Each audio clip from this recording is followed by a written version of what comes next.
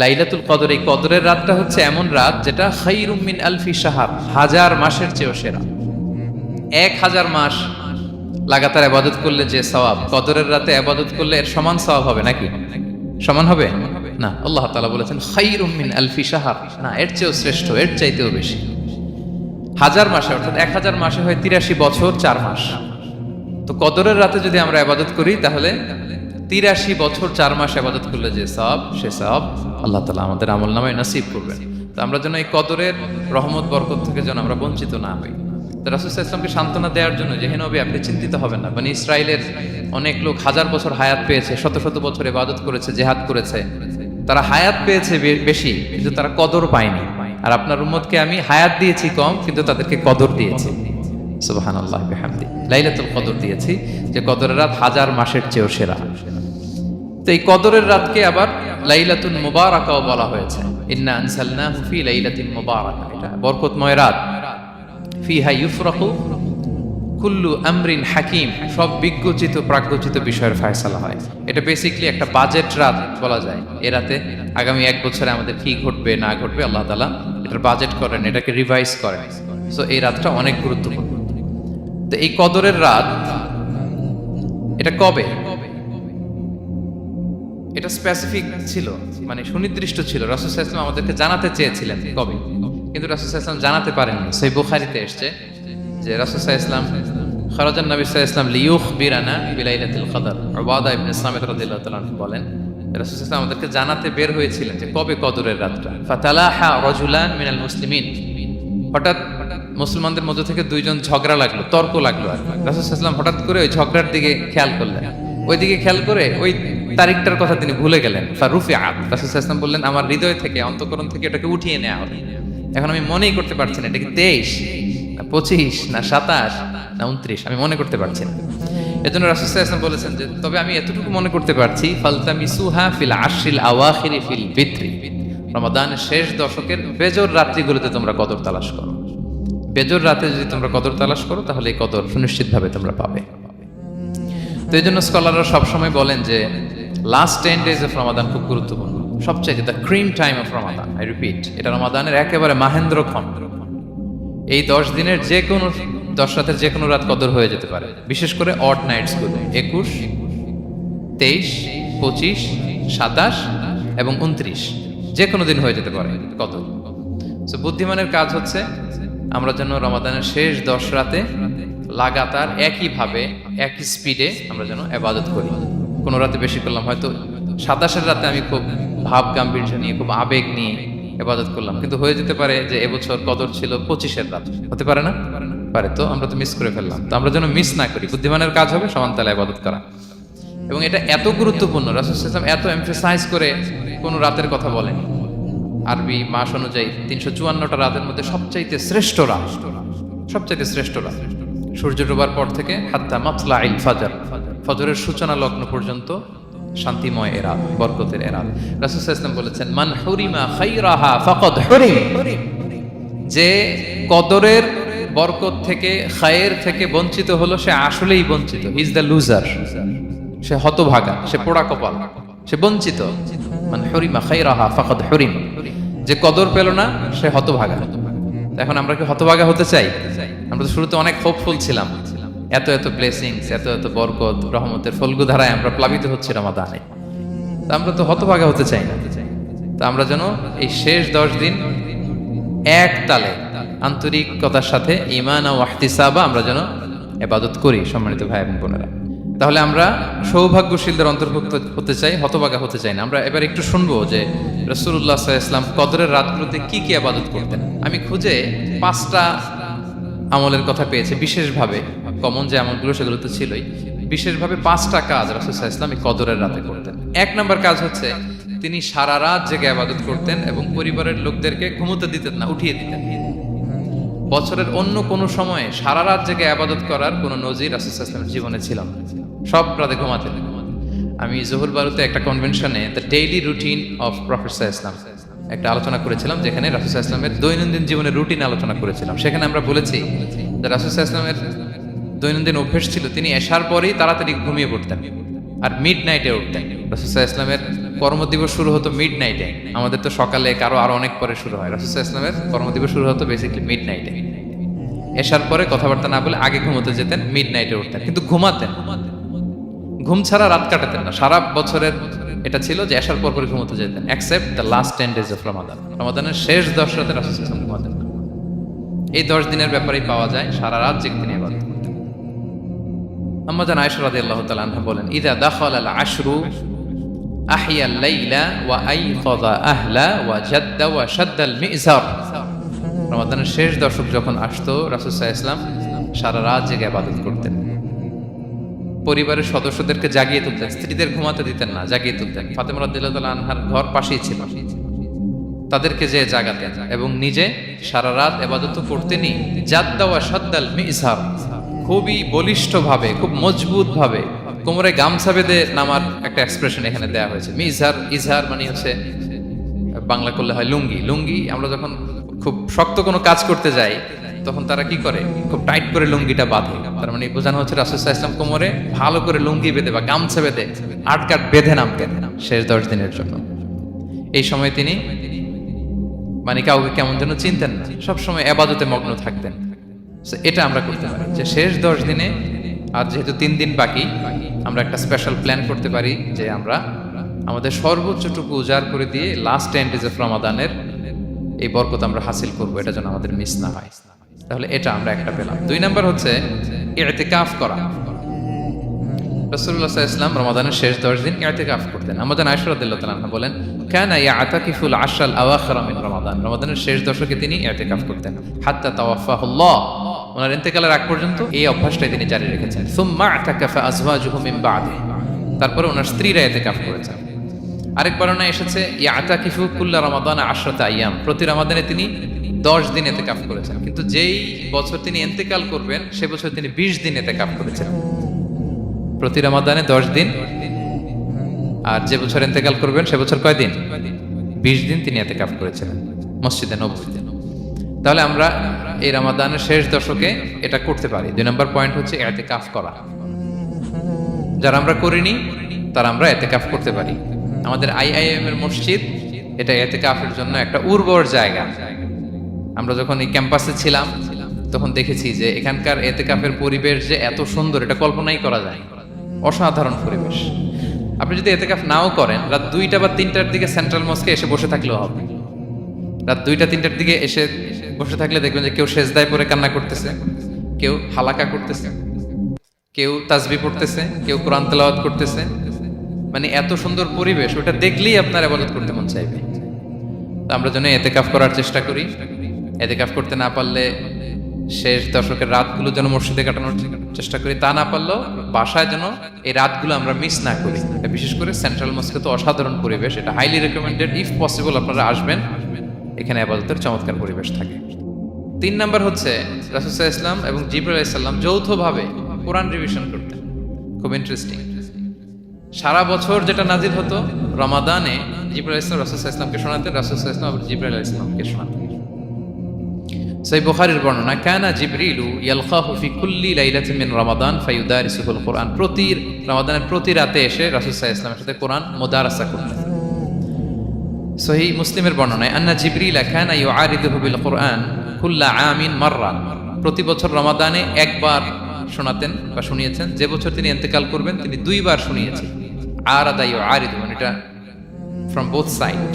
আরবি শব্দটা এমন যে জিবরাইল আলাইহিস সালাম শোনাতেন, এরপর রাসূল সাল্লাল্লাহু আলাইহি ওয়াসাল্লাম জিবরাইল আলাইহিস সালামকে শোনাতেন। কোরআন রিভিশন করা। তো এই শেষ দশকের রাতগুলোতে আমরা যেন বেশি বেশি কোরআন পড়ি। কোরআন তেলাওয়াত, কোরআনিক রেসাইটেশন হতে পারে, কোরআনের অর্থ পড়া হতে পারে, তাদাব্বুরে কোরআন হতে পারে, কোরআনের হালাকায় জয়েন করা হতে পারে। ইন ইটস এনি ফর্ম আমরা যেন কোরআনের সাথে অ্যাটাচমেন্টটা বাড়াই লাস্ট 10 days অফ রমাদানে। 4 নাম্বার কিয়ামুল লাইল করা। রাসূল সাল্লাল্লাহু আলাইহি ওয়াসাল্লাম কিয়ামুল লাইল করতেন এবং কিয়ামুল লাইল শব্দটাকে রাসূল সাল্লাল্লাহু আলাইহি ওয়াসাল্লাম কদরের সাথে জুড়ে দিয়েছেন। সহিহ বুখারীর বর্ণনায় তিনি বলেছেন, মান কামা লাইলাতাল কদরি ঈমানা ওয়া ইহতিসাবা গুফিরা লাহু মা তাকাদ্দামা মিন যামবি। কদরের রাতে যে কিয়ামুল লাইল করে বিশ্বাস নিয়ে এবং নাজাতের প্রত্যাশা নিয়ে, তার পূর্বের সমস্ত গুনাহ আল্লাহ তাআলা ক্ষমা করে দিবেন। তাহলে কিয়ামুল লাইলটা রাসূল সাল্লাল্লাহু আলাইহি ওয়াসাল্লাম বিশেষভাবে কদরের রাতের সাথে সম্পৃক্ত করেছেন। করেছেন আমরা যেন প্রতি রাতে কিয়ামুল লাইল করি, লম্বা সময় যেন দাঁড়িয়ে থাকি, লম্বা সময় কোরআনিক রেসাইটেশন করি দাঁড়িয়ে থেকে, লম্বা সময় রুকু, লম্বা সময় সিজদা, স্পেশালি সিজদা। আখরাবু মা ইয়াকুনুল আবদু মির রাব্বিহি ওয়া হুয়া সাজিদ ফাআকসিরু ফিহি দুআ। বান্দা যখন সিজদায় থাকে আল্লাহ সবচেয়ে কাছে থাকে, তো আমরা তো আল্লাহর সবচেয়ে কাছে যেতে চাই এই ক্রিম টাইমটাতে, কি বলেন? আমরা যেন লম্বা সময় সিজদাতে থাকি। কিন্তু আমাদের অনেকের যেটা হয়, নামাজে তাড়াহুড়ো, অনেকের সব ব্যস্ততা যখন নামাজে দাঁড়াই এরকম হয়ে যায়। রাসূল সাল্লাল্লাহু আলাইহি ওয়াসাল্লামের সালাত যদি আমরা খেয়াল করি, বিশেষ করে কিয়ামুল লাইলে এত যে সুন্দর ছিল। আম্মাজান আয়েশা রাদিয়াল্লাহু তাআলা আনহাকে জিজ্ঞেস করা হয়েছিল যে, হে আম্মাজান, রাসূল সাল্লাল্লাহু আলাইহি ওয়াসাল্লামের কিয়ামুল লাইল কেমন ছিল, কিভাবে কিয়ামুল লাইল করতেন? আম্মাজান আয়েশা দেখেন ওনার এক্সপ্রেশনটা কত সুন্দর। তিনি বলেছেন, ফালা তাসআল আন হুসনিহিন্না ওয়া তুলিহিন্না। রাসূল সাল্লাল্লাহু আলাইহি ওয়াসাল্লামের কিয়াম যে কত সুন্দর ছিল, কত লম্বা ছিল, আমায় জিজ্ঞেস করো না, আমি বলতে পারবো না। আমরা অনেক সময় যখন খুব বেশি চমৎকার কিছু হয় তো আমরা কি বলি, ভাই এত সুন্দর ছিল, আমি বোঝাতে পারবো না। এরকম বলি না যে এত অসাধারণ, আমি বলে বোঝাতে পারবো না। বাংলাতেও কিন্তু আমরা বলি এত চমৎকার, বলে বোঝাতে পারবো না, শব্দের বুননে, ভাষার বুননে আমি ফুটিয়ে তুলতে পারবো না। আমাদের আয়েশা এটাই বলেছিলেন, ফালা তাসআল আন হুসনিহিন্না ওয়া তুলিহিন্না। রাসূল সাল্লাল্লাহু আলাইহি ওয়াসাল্লামের রাতের নামাজ কিয়ামুল লাইল যে কত সুন্দর ছিল, কত দীর্ঘ ছিল, লম্বা ছিল, আমায় জিজ্ঞেস করো না, আমি বলে বোঝাতে পারবো না। সুবহানাল্লাহ। আমরা যেন লম্বা সময় কিয়ামুল লাইল করি।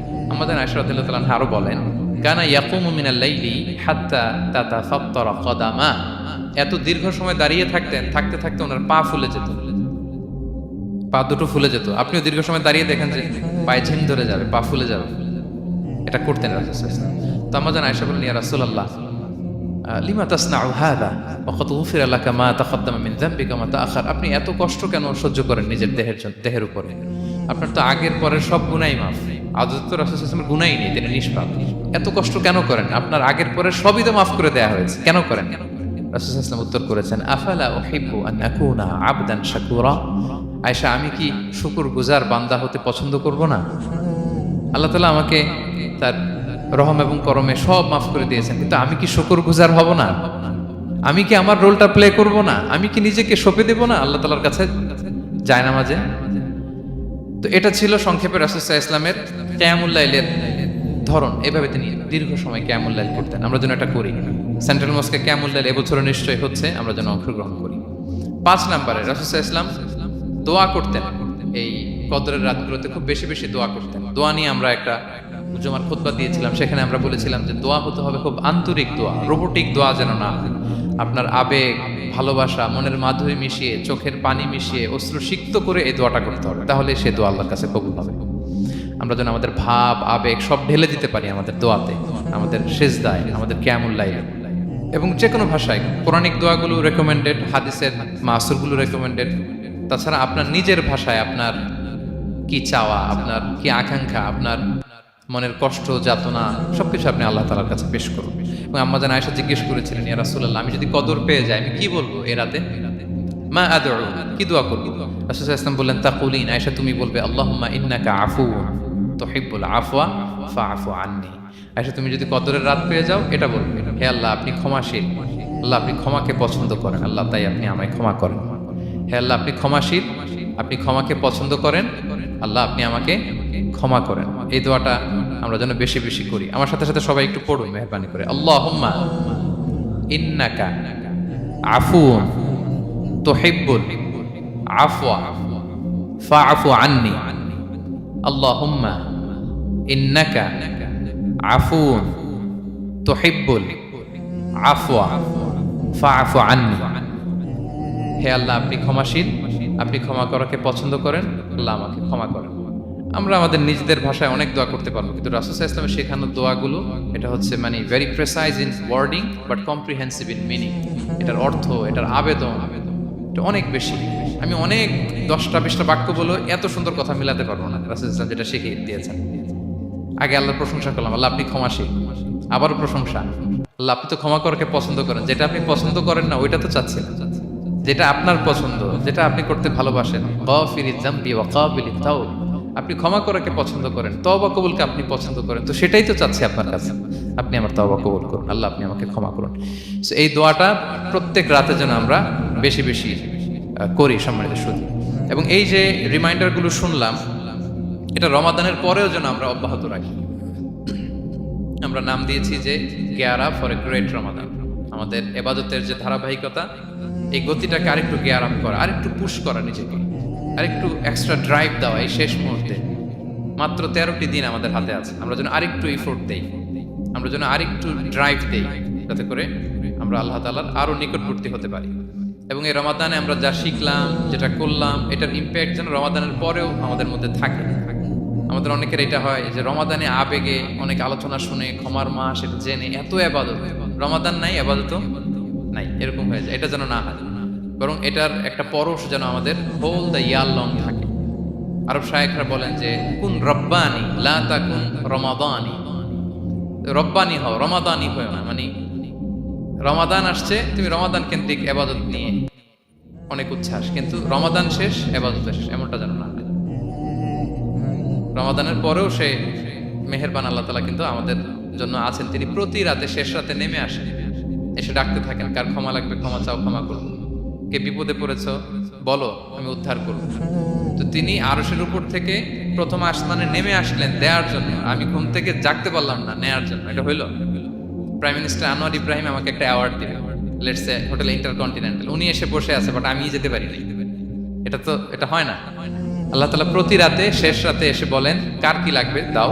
তিনি নেমে আসেন বা বিশেষ মনোনিবেশ করেন প্রথম আসমানে এসে, কিন্তু আমরা যে নিব সেই সময়টুকু আমাদের হয় না। আমরা এতটা গাফেল যেন না হই, আমরা যেন একটু পুশ করি। বড় কিছু পেতে হলে নিজেকে পুশ করতে হয়, এক্সট্রা একটা ড্রাইভ দিতে হয়। সম্মানিত শুধু এই 17টা দিন কি করলাম একটু রিভাইজ করি, যোগ বিয়োগ করি নিজের সাথে নিজে, যে প্ল্যানটা নিয়ে রমাদান শুরু করলাম ওইরকম কিয়ামুল লাইল করতে পারলাম কিনা, ওইরকম চ্যারিটি করতে পারলাম কিনা, রেসাইটেশন করতে পারলাম কিনা, একটু যেন নিজের সাথে নিজে বোঝাপড়া করি, একটু যেন রিভাইজ করি এবং নিজেকে যেন একটু পুশ করি। সম্মানিত শুধু এই ছিল সংক্ষিপ্ত আলোচনা। আমি 30 সেকেন্ডসে পুরো আলোচনাটা আবার একটু যারা পরে এসেছেন একটু রিভাইজ করে নেই। আমি শুরুতে এভাবে শুরু করেছিলাম যে রমাদান এটা হচ্ছে it's a month of hope, এটা আশা জাগা নিয়ে একটা মাস।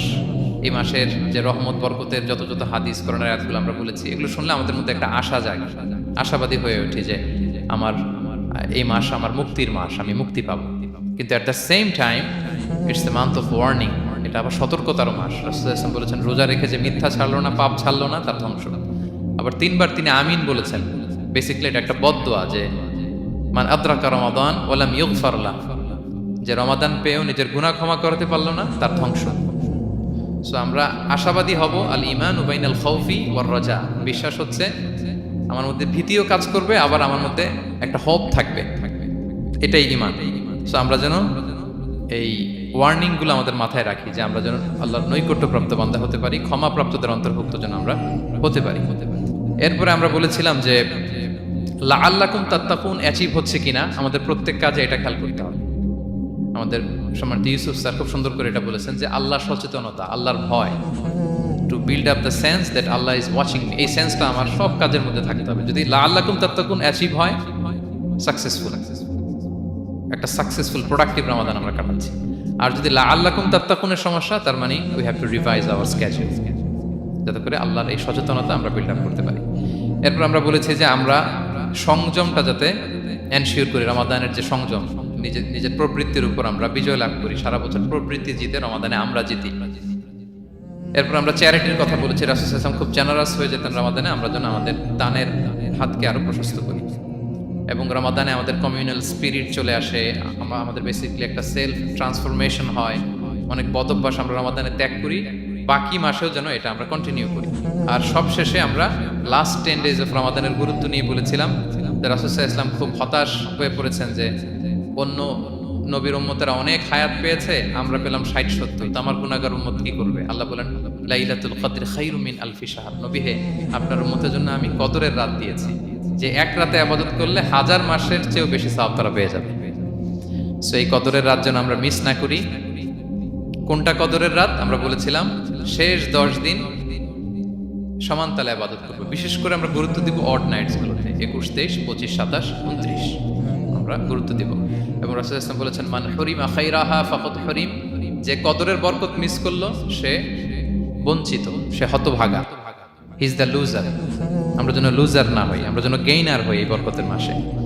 এবং সবশেষে আমি বলেছিলাম রাসূল সাল্লাল্লাহু আলাইহি ওয়াসাল্লাম স্পেশালি 5টা আমল করতেন, সারা রাত জাগতেন, ফ্যামিলি মেম্বারসদের জাগিয়ে তুলতেন। উৎসাহিত করতেন এবং কোমরে গামছা বেঁধে নামতেন। এরকম ইবাদতের স্পৃহা অন্য কখনো রাসূল সাল্লাল্লাহু আলাইহি ওয়াসাল্লামের মধ্যে দেখা যেত না, যেমনটা শেষ দশকে তিনি করতেন। ইতিকাফ করতেন তিনি, আর ইতিকাফ করলে কদর মিস হওয়ার সম্ভাবনা নেই। এটা 21-এ হোক, 25-এ হোক, 23-এ হোক, আমি তো মসজিদে, আমি তো কিয়ামুল লাইলে অংশগ্রহণ করতেছি, আমি তেলাওয়াত করতেছি, আমি প্রতিদিনই দোয়া করতেছি, মিস হওয়ার কোনো সম্ভাবনা নেই। আমরা যেন ইতিকাফের চেষ্টা করি, অথবা পার্ট টাইম ইতিকাফ যেন অন্তত করি 5 দিন 3 দিন, অথবা রাতের সময়গুলো মসজিদে যেন আমরা কাটাই। 3 নাম্বার বলেছিলাম রাসূল সাল্লাল্লাহু আলাইহি ওয়াসাল্লাম জিবরাইল আলাইহিস সালাম কোরআন রিভিশন করতেন। আমরা যেন কোরআন রিভাইজ করি, রেসাইটেশন করি বেশি মাত্রায় শেষের 10 দিন। কিয়ামুল লাইল ফালা তাসআল আন হুসনিহিন্না ওয়া তুলিহিন্না, কত সুন্দর কিয়ামুল লাইল ছিল বলে বোঝানো যাবে না। তো আমরা যেন এরকম দীর্ঘ সময় কিয়ামুল লাইল করি। আর সবশেষে বলেছিলাম দোয়া করা। দোয়া করা হচ্ছে দোয়া মুমিনের হাতিয়ার। দোয়া মানুষের জীবন চেঞ্জ করে দিতে পারে। চাওয়ার মতো চাইলে আল্লাহ ফেরান না, আল্লাহ তো দেওয়ার জন্যই বসে আছেন। আমরা যেন কায়মনো বাকি আল্লাহ তাআলার কাছে চাই, অশ্রুসিক্ত নয়নে যেন আমরা চাই। অনুতপ্ত বান্দার চোখের পানির ফোঁটা আল্লাহর কাছে খুব প্রিয়। 2 ফোঁটা আল্লাহর কাছে সবচেয়ে প্রিয়, জেহাদের ময়দানে মুজাহিদের রক্তের ফোঁটা আর অনুতপ্ত বান্দার চোখের পানির ফোঁটা। বান্দা অনুতপ্ত হয়ে, রিপেন্টেন্ট হয়ে চোখের পানি ছেড়ে যখন কাঁদে আর দোয়া করে, ওই চোখের পানি চোখ বেয়ে নাকের ডগাবে মাটিতে পড়ার আগেই আল্লাহ তার সব গুনাহ মাফ করে দেয়। আমরা যেন সেই অনুতপ্ত বান্দাদের কাতারে শামিল হতে পারি। রাসূল সাল্লাল্লাহু আলাইহি ওয়াসাল্লাম যেভাবে কিয়ামুল লাইল করতে আমাদেরকে উৎসাহিত করেছেন, আমরা যেন সেভাবে কিয়ামুল লাইল করতে পারি। আমাদের প্রতিটি কাজের মধ্য দিয়ে লাআল্লাকুম তাত্তাকুনের যে অ্যাচিভমেন্ট, সেটা যেন আমাদের হাসিল হয়, এবং এই রমাদানকে যেন আমরা আমাদের জীবনের সর্বশেষ রমাদান মনে করি। আমাদের চিফ ইমাম অফ সেন্ট্রাল মস্ক ইমাম রমাদান সুবকি নামাজের আগে একটা সুন্দর কথা বলেন যে perform this Salah as if this is your last and final prayer. এমনভাবে নামাজে দাঁড়াও মনে করো এটাই হতে পারে জীবনের শেষ নামাজ। রাসূল সাল্লাল্লাহু আলাইহি ওয়াসাল্লাম এটাই বলেছেন। সো আমরা বিগত বছরগুলোতে আমাদের অনেক প্রিয়জনদের হারিয়েছি এই কোভিডের কারণে। এবছর আল্লাহর মেহেরবানি বাংলাদেশ আইএম কমিউনিটির এই চমৎকার, আমাদের সম্মানিত শিক্ষক মণ্ডলীদের প্রচেষ্টা, ছাত্র ভাইদের প্রচেষ্টায় এই চমৎকার জান্নাতি পরিবেশে ইফতারির আগে আমরা একত্রিত হয়েছি। আবারও আগামী বছর আমরা এরকম কোনো গ্যাদারিং এ জয়েন করতে পারবো, কোনো গ্যারান্টি কি আমাদের আছে? নাই। It could be the last Ramadan in our life. So আমরা যেন এটা সবসময় মাথায় রাখি যে হতে পারে আমার this is our last chance, এটাই লাস্ট চান্স, এবং এই অপরচুনিটিগুলো যেন আমরা কাজে লাগাই এবং আল্লাহ তাআলার প্রিয় বান্দাদের অন্তর্ভুক্ত হই। আল্লাহ তাআলা আমাদের সবাইকে এই কথাগুলো বোঝার ও আমল করার তৌফিক দান করুন।